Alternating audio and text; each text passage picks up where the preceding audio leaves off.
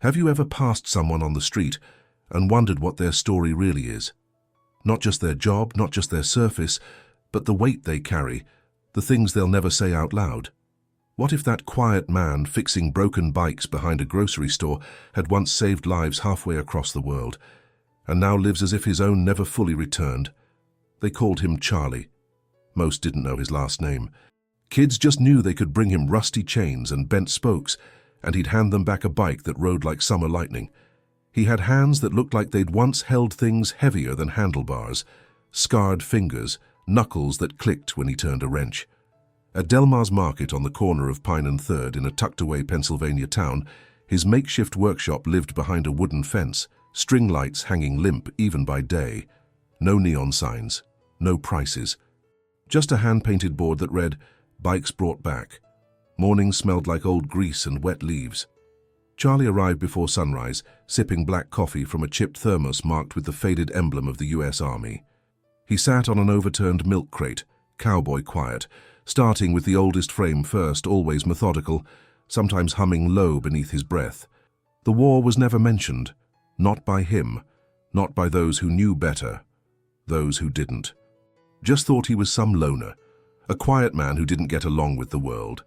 But sometimes when the wind picked up just right, you'd catch him zoning out mid-gear turn, his eyes not seeing the sprocket anymore, but something far away, beyond sand, beyond flame. His apartment above Bernie's Hardware was tidy, in a way that betrayed military discipline, even if the wallpaper peeled like cracked skin. A shelf of books, mostly history, sat beneath a dusty photo frame he never dusted. The picture inside looked like him, younger and braver, flanked by 3 other soldiers. One had been lost to gunfire in Mosul, another to his own hands in Michigan. Charlie didn't talk about Iraq, not at the VFW hall, not at the bar, not even during Memorial Day when the others lined up with their ribbons. He just showed up early to lay the flags, then left before the speeches could start. "Some stories don't need telling," he once muttered to the store clerk when asked why he limped. But pain leaves tracks louder than words. You could feel it whenever someone dropped a bicycle with a loud bang. Charlie always flinched, just subtly, enough that only a watchful eye would catch it. Sounds did things to him. Helicopter thumps on TV, fireworks behind the high school stadium. The scraping clang of a tool dropped wrong. His whole body would lock, just for a second, before resuming oiling a chain. Week by week, children came, some with pocket change, others with just hope. Charlie never turned away a kid. Sometimes he added reflectors without charging, sometimes bells, and he never smiled when they said thank you, just nodded, as if they were saluting something they didn't understand. There was a lostness in him that couldn't be fixed with Allen keys or oil. A silence that came not from shyness, but from somewhere deeper, like a room inside of him had been padlocked shut on its own grief and thrown to sea. And then came that Tuesday. Clouds hung low and heavy, and the air smelled like rain was thinking about changing its mind. Charlie was working on the back wheel of a pink Schwinn when he felt the shadow before he saw it. A boy, maybe 10, with sandy hair beneath a Dodgers cap, stood watching. Not fidgeting, not saying anything, just watching with a stillness that didn't fit his age. Charlie gave a polite nod, wiped his hands on a cloth already too dirty to help. "Seat too low?" he asked, glancing over at the boy's bike, which had one pedal cracked. But the boy didn't even look down. His voice was small, but there was a steadiness in how he spoke. "Were you in Iraq?" Charlie blinked. The question landed sharp, not in its intrusion but in its weight. He didn't answer, just adjusted his stance, eyes narrowing slightly. The boy took a step forward. "My grandpa was a medic. He said a soldier carried him 5 miles on his back after an IED blew up their convoy. Said he didn't get his name, passed out from blood loss." A crow cawed and flew past, slicing the silence. "He had a photo," the boy added. "Just one, from far away." The kid reached into the pocket of his jacket, pulling out a folded, worn Polaroid. The edges were curled, the colors fading, but in the image, amidst grainy dust and haze, a silhouette, shoulders broad, posture hunched under another man's limp weight, walked against the dying light. You couldn't see his face, just the frame, the way he moved. Charlie stared at it for a long time. Too long. His hand formed a fist slowly at his side, thumb pressing tight against the scar beneath his wristband. "You," the boy asked again, but softer this time. "Was it you who saved my grandpa?" Charlie looked up. There were no words. Just a long exhale, like something inside had finally let go of the breath it had been holding for 15 years. And for the first time in a very long while, his voice cracked, not with fatigue, but with the weight of remembering. Not the battle, not the wounds, but the promise he made that night. "I didn't think anyone remembered," he whispered. But someone had, and everything began to crack open. Charlie stood there, the worn Polaroid trembling slightly in the boy's small hand, the air between them thick with something heavier than the impending rain. His chest tightened, a familiar ache that hadn't surfaced in years clawing its way back up from where he'd buried it. He wanted to turn away, to pick up the wrench and pretend the question hadn't been asked, but his feet felt cemented to the cracked asphalt behind Delmar's Market. His scarred fingers twitched, itching to grip something, anything to anchor him against the flood of memory. Iraq. That night. The weight of a man on his back, the metallic tang of blood in the air, the endless stretch of sand under a sky that didn't care if they lived or died. He hadn't thought about that medic in years, not consciously, but now the boy's words sliced through the padlock he'd put on that part of himself, and the door creaked open. "You don't have to say anything if you don't want to," the boy said, his voice softer now, almost apologetic, as if he could sense the storm he'd stirred. But his eyes, bright, searching, desperate for something Charlie didn't know if he could give, kept him pinned in place. Charlie swallowed hard, his throat dry as desert dust. He wanted to tell the kid to go, to take his bike and his questions, and leave him to the quiet he'd fought so hard to build. But there was something in the boy's stillness, a kind of inherited pain that mirrored his own. He saw it then in the way the kid's shoulders hunched just slightly, in the way he clutched that photo like it was a lifeline to a past he'd never lived but somehow felt. Charlie knew that look. He'd seen it in the mirror too many times. I don't know what to tell you, kid," Charlie finally rasped, his voice rougher than the gravel underfoot. He turned his head, staring at the pink Schwinn as if it could answer for him, but the bike just sat there, half-fixed, a silent witness to his unraveling. Inside, the guilt churned. Guilt for surviving when others hadn't. Guilt for walking away from the memories, while others, like this boy's grandpa, had carried them forward. He hadn't saved that medic for glory or thanks. He'd done it because it was the only thing left to do when the world exploded around you. But now, standing here, he felt the weight of being remembered, and it was heavier than any body he'd ever carried. The boy shifted, scuffing his sneaker against the ground. "Grandpa, he always said he owed his life to someone. He'd sit on the porch and tell me stories even when he couldn't remember my name anymore. He'd point at that photo and say, 'That's the man who gave me tomorrow.' I thought maybe it was you." Charlie's jaw clenched, his teeth grinding against the ache. He didn't want to be that man. Not anymore. He'd left that version of himself in the dust of Mosul, buried under the weight of things he couldn't fix. Friends lost, promises broken, nights where the screams didn't stop even when he woke up. But the boy's words dragged him back, each one a shovel unearthing what he'd tried to forget. He rubbed the scar under his wristband, a jagged line from a shrapnel wound he'd gotten that same night, a permanent reminder of the cost. "I don't know what you want from me," he said, quieter now, almost to himself. I'm just a guy who fixes bikes." But the boy didn't back down. Maybe. But Grandpa said that soldier didn't just carry him. He talked to him, kept him awake, told him about a place with rolling hills and a river that cut through green fields. Said it sounded like heaven, and it gave him something to hold on to. "Was that you?" Charlie froze. The memory hit like a punch. The medic's shallow breaths, the blood soaking through his uniform, the way Charlie had rambled on about the Pennsylvania countryside, the Susquehanna River winding through the valleys near his childhood home, just to keep the man conscious. He'd talked about fishing with his dad, about the way the water looked like glass at dawn, anything to drown out the sound of distant gunfire. He hadn't thought about it since, hadn't let himself. But now it was here, raw and real, in the voice of a boy who shouldn't know these things but did. The air grew heavier, the clouds above darkening as if they felt the shift. Charlie turned away, pretending to adjust a tool on his workbench, but his hands shook. He could feel the boy's gaze on him, patient but unrelenting, and it was too much. "You shouldn't be digging into old wars, kid," he said, his tone sharper than he meant. "They're done. Over. Let them stay that way." "But they're not over for me," the boy replied, his voice steady despite the crack in it. "Grandpa died last year. He never got to say thank you. I thought maybe I could do it for him." Those words broke something in Charlie. He gripped the edge of the workbench, knuckles whitening, as a wave of grief and anger surged through him. Anger at himself for not being stronger, for not being able to lock this away tighter. Grief for the medic, for the men in that faded photo on his shelf, for the parts of himself he'd lost in the desert. He wanted to shout, to tell the boy to leave, but all he could do was stand there, breathing hard, the smell of old grease mixing with the memory of gunpowder.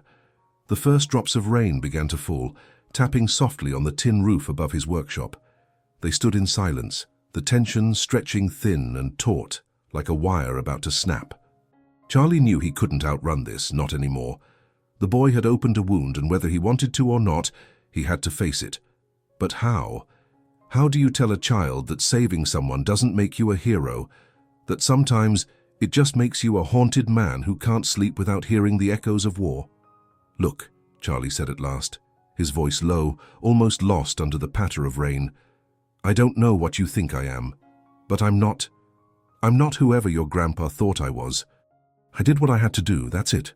There's nothing more to it." The boy's face fell just for a moment before he straightened, tucking the Polaroid back into his jacket. "Okay," he said quietly. "I just thought, never mind." He turned to his bike, the cracked pedal still dangling, and started to wheel it away, but then stopped. "If you ever want to talk about it, I'm around. My name's Ethan, by the way." Charlie didn't respond, didn't even look up as Ethan walked off into the drizzle, the sound of the bike's wobbly wheel fading down the alley. But the boy's words lingered, a splinter under his skin.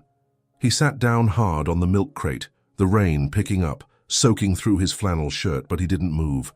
For the first time in years, he felt the weight of being seen. Not as the quiet bike fixer, not as the loner behind the market, but as someone who'd once mattered in a way he couldn't escape. That night, in his small apartment above Bernie's Hardware, Charlie couldn't sleep. The rain battered the window, a relentless drum that echoed the chaos in his head.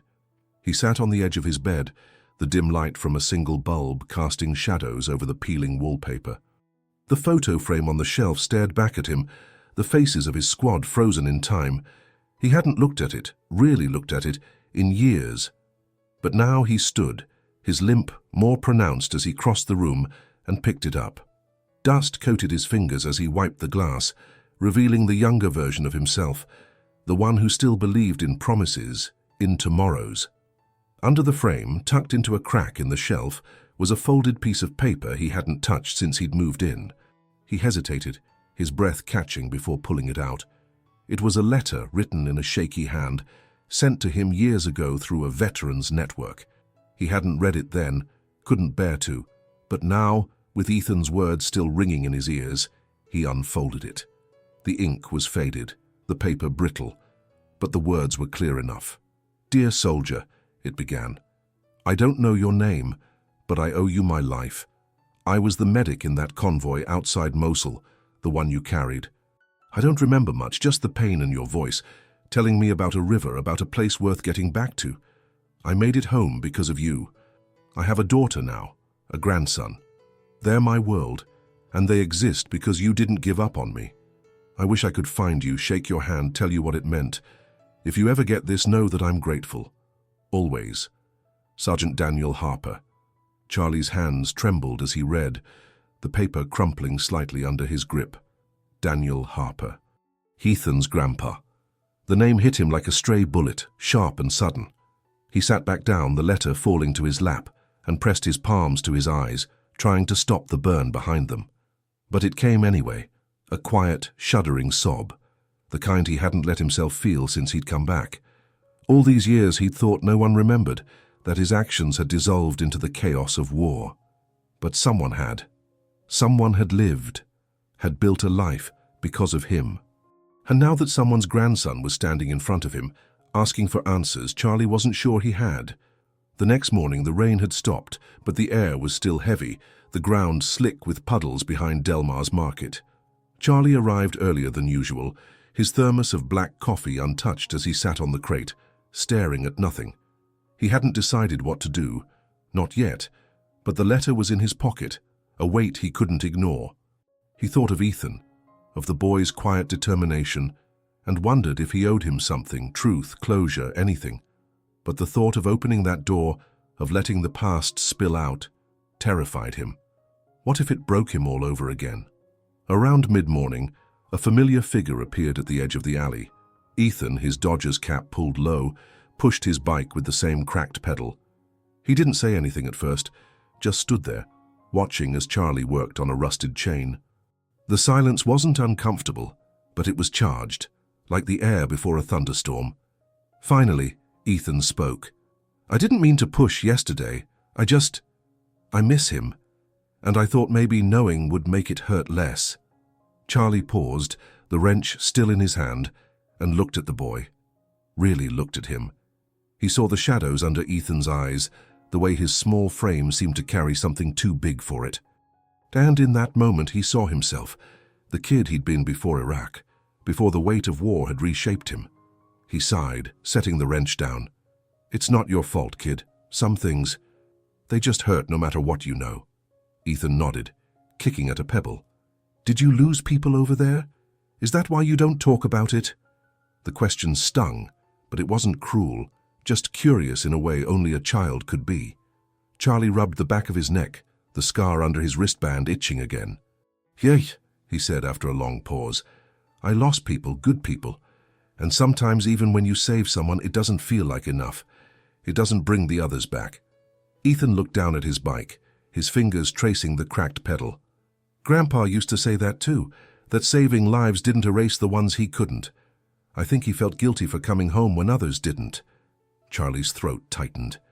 He hadn't expected that. Hadn't expected a 10-year-old to cut so close to the bone. He wanted to say something, to offer some kind of wisdom, but the words wouldn't come. Instead, he stood, limping slightly as he crossed to a small box on the workbench. Inside were spare parts, reflectors, bells, pedals he'd salvaged over the years. He pulled out a replacement pedal, holding it out to Ethan. "Let's fix that bike of yours. No charge."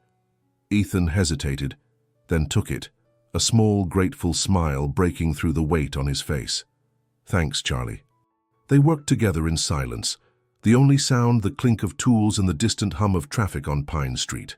But as they tightened the new pedal, Charlie felt something shift, just slightly, a crack in the wall he'd built around himself.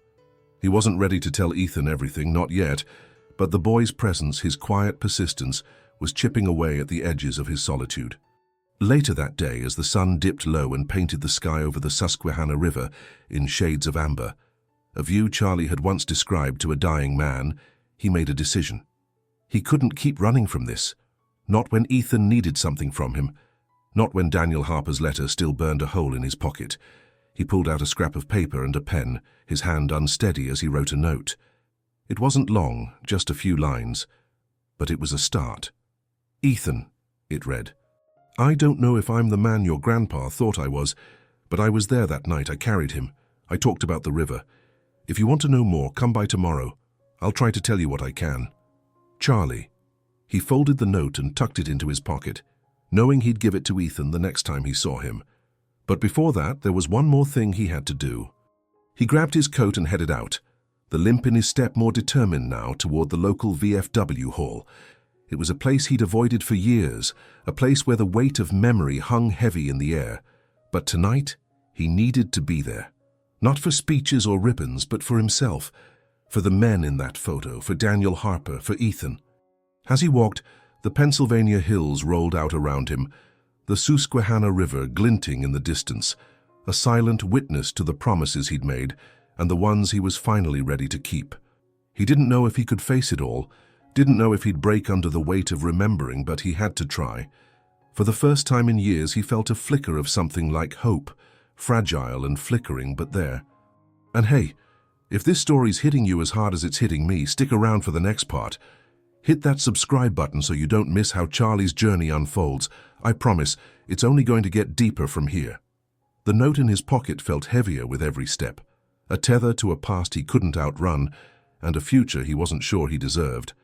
But as he neared the VFW hall, the sound of laughter and low voices spilling out into the evening air, Charlie made a choice. He'd open the door, both the literal one in front of him and the one inside himself. He'd sit with the ghosts, with the memories, with the guilt, and he'd start to speak, first to himself, then to Ethan. Because some stories, as painful as they are, need telling. And some promises, even ones made in the heat of war, need to be honored. He pushed the door open, the light spilling over him, and stepped inside, ready to face whatever came next. The door to the VFW hall swung shut behind Charlie with a heavy thud, the sound echoing in the quiet evening air like a gavel striking down on a long-avoided verdict. Inside, the room was a haze of dim yellow light and the murmur of voices, old men swapping stories over cheap beer, their laughter tinged with the kind of weariness only time and loss can carve into a person. Charlie stood just past the threshold, his coat still damp from the earlier rain, his hands shoved deep into his pockets, where the note for Ethan burned against his palm. He felt the weight of every eye that flickered his way, though most didn't linger. To them, he was just another shadow in a room full of ghosts, a man who'd slipped in and out of their gatherings for years without ever truly staying. But tonight was different. Tonight, he wasn't just passing through. He was here to face something, even if he didn't yet know how. His limp felt more pronounced as he moved toward an empty table in the corner, the ache in his knee a reminder of shrapnel and sand, of nights when the ground itself seemed to turn against him. He sat heavily, the wooden chair creaking under his weight, and pulled the thermos of black coffee from his bag, though he didn't open it. His hands needed something to do, something to keep them from trembling as the noise of the room pressed in around him. Memories clawed at the edges of his mind. Mosul, the convoy, the medics' shallow breaths, the endless trudge under a sky that offered no mercy. And now Ethan, with his quiet questions and that worn Polaroid, had dragged it all back to the surface. Charlie's chest tightened, a vice of guilt and grief squeezing harder with every passing second. He'd written the note, promised himself he'd try, but sitting here surrounded by men who carried their own wars, he felt the enormity of what he was about to do. Opening that door meant letting everything spill out, the pain, the loss, the things he'd done, and the things he hadn't. What if he couldn't handle it? What if it broke him all over again? A man across the room, grizzled and hunched, raised a glass in Charlie's direction, a silent nod of recognition. Charlie returned it with a tight jerk of his chin, but his throat burned with the words he couldn't yet speak. He thought of Ethan's face, the boy's small frame carrying a loss too big for his years, and the letter from Daniel Harper, folded and worn, now tucked beside the note in his pocket. "I made it home because of you," it had said. Home. A word Charlie hadn't felt in years, not truly. He'd built walls around himself, behind the market, behind the bikes, behind the silence, but they were crumbling now, and the pressure built like a storm ready to break. He gripped the edge of the table, knuckles whitening, as the room seemed to close in, the laughter and clinking glasses morphing into distant gunfire in his mind. His breath came shallow, quick, and for a moment he was back there, the weight of a man on his shoulders, the heat of the desert searing his lungs. He squeezed his eyes shut, forcing himself to stay grounded, to feel the rough wood under his fingers, to hear the Pennsylvania night outside. He couldn't run from this, not anymore. Ethan deserved more than his silence. Daniel Harper deserved more. And maybe, just maybe, so did he. The tension coiled tighter as the minutes ticked by, each one a step closer to a reckoning he wasn't sure he was ready for. Then a voice cut through the haze, a gravelly tone, familiar in a way that made Charlie's stomach twist. "Charlie, didn't expect to see you here tonight." It was Frank, a Vietnam vet who'd been coming to the hall since before Charlie had even enlisted. Frank's face was a map of hard years, his eyes sharp despite the cloud of age, and he slid into the chair across from Charlie without waiting for an invitation. "You look like you've seen a ghost, man. Or maybe you're carrying one." Charlie's jaw clenched, his first instinct to brush it off, to mutter something about just stopping by. But Frank's gaze held him, steady and unflinching, the kind of look that saw through the armor, and suddenly, the weight of it all, the years of silence, the memories he'd buried, the boy waiting for answers, pressed down so hard he couldn't breathe. His voice, when it came, was raw, barely above a whisper. I carried a man once, in Iraq, a medic, saved him, or thought I did. Didn't think it mattered, didn't think anyone remembered, but someone did. His grandson found me, and now I don't know what to do with that. Frank leaned back, his weathered hands folding on the table, and for a long moment he said nothing. The room's noise faded into a dull hum, the space between them charged with an understanding only shared scars could forge. Then Frank spoke, his words slow, deliberate. You don't gotta have all the answers, Charlie. But that kid, he's looking for something, not just for his grandpa, but for himself. And you carrying that man, saving him, that ain't nothing. It's everything. Even if it don't feel like it to you. Charlie's throat burned, his eyes stinging with a heat he hadn't let himself feel in years. He wanted to argue, to say it wasn't enough that saving one man didn't erase the ones he couldn't, the ones whose faces still haunted his dreams. But Frank's words struck deep, peeling back layers of guilt and doubt, and for the first time he let himself consider that maybe, just maybe, what he'd done had mattered. Not in the grand, heroic way of movies or speeches, but in the quiet, messy way of life going on because of it. Ethan existed because of that night. A whole family did, and that truth, raw and heavy, was a crack of light in the darkness he'd lived in for so long. He pulled the note from his pocket, unfolding it with unsteady hands, and stared at the words he'd scrawled for Ethan. I'll try to tell you what I can. It wasn't a promise of everything, but it was a start. Frank watched him, a flicker of something like pride in his eyes, and nodded. You tell that kid what you're ready to, and if you ain't ready, you tell him that too. But don't hide from it, Charlie. Hiding don't heal nothing. The words settled into Charlie like stones in a riverbed, heavy but grounding. He exhaled a long, shuddering breath and felt the vice around his chest loosen just enough to breathe. He wasn't fixed, not by a long shot, but for the first time in years, he felt the possibility of something other than running. He folded the note back up, slipping it into his pocket, and looked at Frank.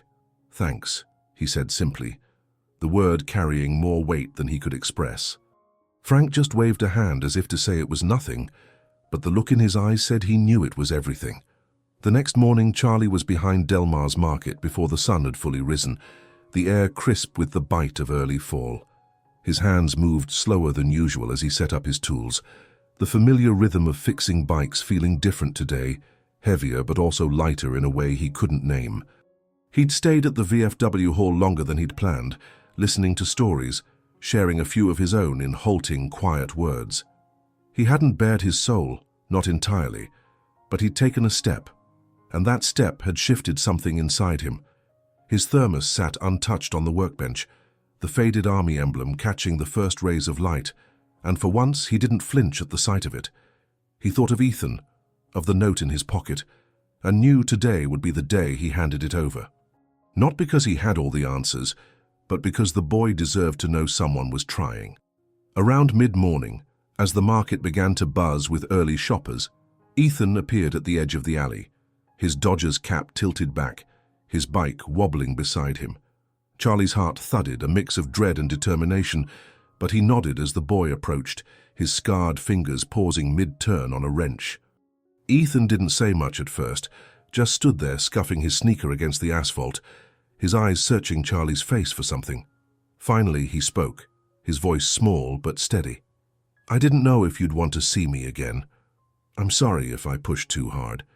Charlie shook his head, setting the wrench down with a quiet clink. You didn't push, kid. You reminded me of something I tried to forget, and I ain't sure I'm good at talking about it, but I wrote this for you. He reached into his pocket, pulling out the folded note, and held it out, his hand steadier than he expected.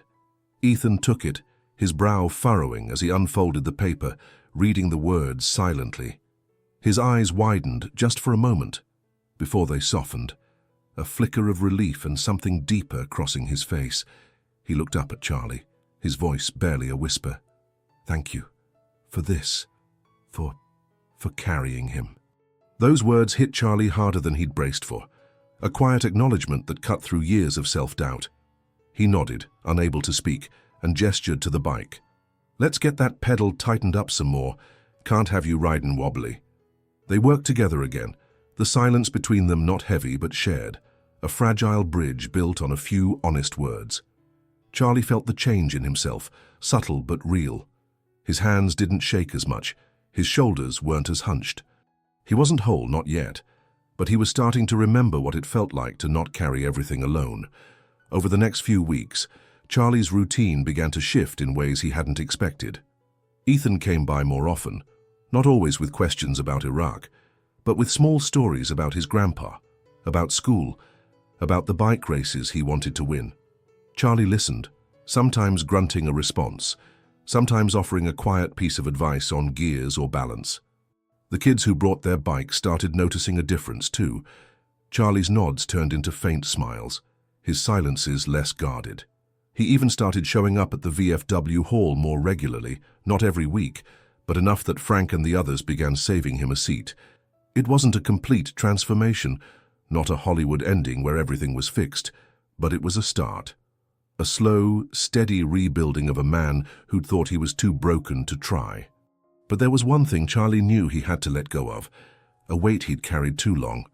Late one evening, as the sun dipped low over the Susquehanna River, painting the hills in shades of gold and shadow, he sat in his apartment above Bernie's Hardware, the photo frame of his squad in his hands.